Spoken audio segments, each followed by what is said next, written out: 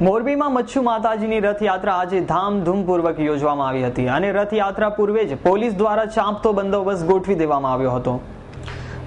મોરબીમાં મચ્છુ માતાજીની રથયાત્રા આજે ધામધૂમપૂર્વક યોજવામાં આવી હતી અને રથયાત્રા પૂર્વે ચાંપતો પોલીસ બંદોબસ્ત ગોઠવી દેવામાં આવ્યો હતો અને કોઈ અનિચ્છનીય બનાવ ના બને તે માટે જિલ્લા પોલીસ વડાએ રથયાત્રાના આગલા દિવસે ઉચ્ચ પોલીસ અધિકારીઓને સાથે રાખીને રૂટનું જાત નિરીક્ષણ કર્યું હતું અને પરિસ્થિતિનો તાગ મેળવ્યો હતો અને સાથે જ ઈદનો તહેવાર પણ હોવાથી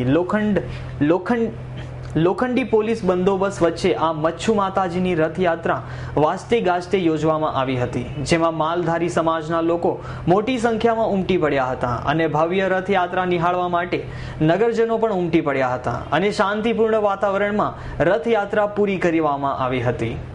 ભરવાડ રબારી સમાજ દ્વારા અષાઢી બીજ અને મચ્છુ માતાના પ્રાગટ્ય દિને ભવ્ય રથયાત્રા યોજવામાં આવી હતી। છેલ્લા 100 વર્ષોથી પણ વધુ સમયથી નીકળતી આ રથયાત્રામાં હવે તો માલધારી સમાજના હજારો લોકો જોડાયા હતા અને મચ્છુમાની જગ્યાએ હજારો લોકો માથું ટેકવી માતાના આશીર્વાદ મેળવ્યા હતા।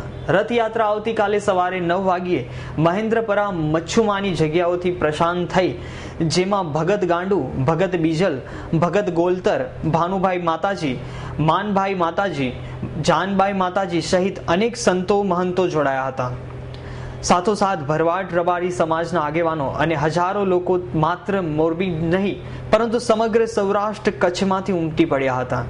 રથયાત્રા શહેરના મુખ્ય માર્ગો પર દાંડિયા રાસ, હુડો, ટીચોડો, ગરબાની રમઝટ બોલાવી હતી। અબીલ ગુલાલની ઉડતી છોડો વચ્ચે માના ગુણગાન ગવાયા હતા। પરંપરાગત પોશાકમાં વિસરાતી કલાને જોવા અને માણવા રસ્તાઓ પર હજારો લોકો ઉમટી પડ્યા હતા અને આપણી પરંપરાગત વેશભૂષા અને સંસ્કૃતિની ઝાંખી નિહાળવા લોકોએ લાભ લીધો હતો।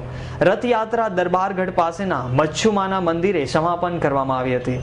રાત્રે મચ્છુબારી માતાજીના મંદિર પાસે ભવ્ય લોક ડાયરો યોજાનાર છે, જેમાં જાણીતા લોક સાહિત્યકારો સંતવાણીની રમઝટ બોલાવશે। તેમજ આ દિવસે માલધારી સમાજ દ્વારા મહાપ્રસાદનું આયોજન કરવામાં આવ્યું હતું, જેમાં 50,000 લોકો માટે મહાપ્રસાદનો લાભ લઈને ધન્યતા અનુભવી હતી।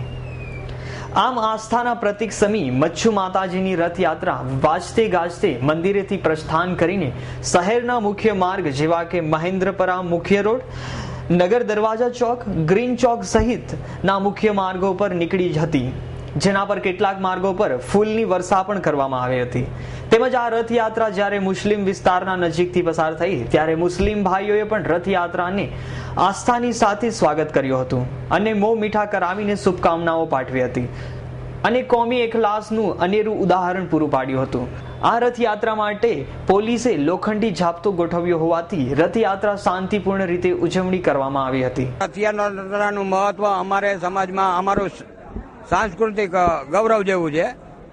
અમારા મચ્છુમાં પંચના દેવી, ઈષ્ટ દેવી તરીકે અમારા સમાજમાં પૂજાય છે અને એનો અહીંયા પ્રાગટ્ય સ્થાન છે, એટલે દરેક સમાજ અહીંયા હર્ષ ઉલ્લાસપૂર્વક અહીંયા એમનો આ પ્રાગટ્ય દિવસ ઉજવે છે અને આ એનું અનેરું મહત્વ છે।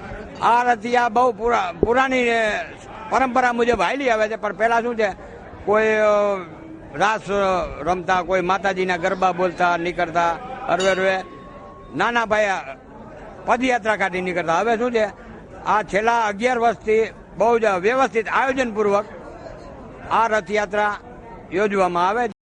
આ રથયાત્રા મચ્છુ મંદિર મહેન્દ્રપરા 17 થી નીકળશે।